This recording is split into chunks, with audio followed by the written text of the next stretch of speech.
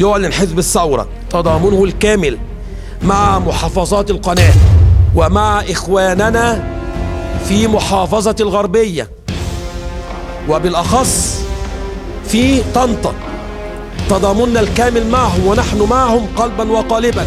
وأنتم الآن تقتلون في الغربية ونحن سنقتل معكم في القاهرة. محاكمة عاجلة للسيد محمد مرسي عيسى العياط، لن أقول رئيس الجمهورية. محاكمة عاجلة فورية. أين القضاء الشامخ المصري؟ أين القضاء المصري؟ هل تأخونت أنت الآخر؟ مثلما تم أخوانة النيابة العامة والنائب العام، نطالب بمحاكمة محمد مرسي عيسى العياط، ولن أقول رئيس الجمهورية لأنه فقد شرعيته، بتهمة القتل العمد مع سبق الإصرار والترصد والتحريض على القتل والوقيعة بين أبناء الشعب الواحد، مما يترتب عليها في قانون العقوبات بالإعدام شنقا. 2.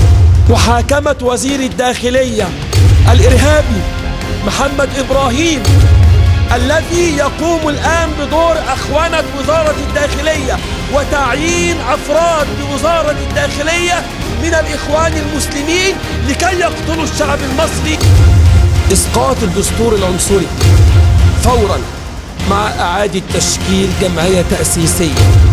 عزل النائب العام الغير شرعي، عزل النائب العام الغير دستوري الذي جاء بإعلان دستوري غير دستوري، عزله فورا من قبل مجلس القضاء الأعلى. حل مجلس الشورى الغير دستوري والغير شرعي. ونؤكد على أن ثورتنا مستمرة ولن ترهبنا تهديدات الإخوان المسلمين والإسلاميين المتأسلمين والجماعات الإسلامية الإرهابية. ونؤكد على سلمية الثورة وأننا ماضون في مسيرة الكفاح حتى تتحقق جميع أهداف الثورة. ونطالب جماهير مصر العريقة بالنزول والاعتصام في كل الميادين للضغط لتحقيق هذه المطالب بسلمية. إذا تعاملوا معنا بسلمية وستتغير وتموت سلمية إذا تعاملوا معنا بغير سلمية، والله الموفق والمستعان، والنصر لصالح. وشكرا. السلام عليكم ورحمة الله تعالى وبركاته.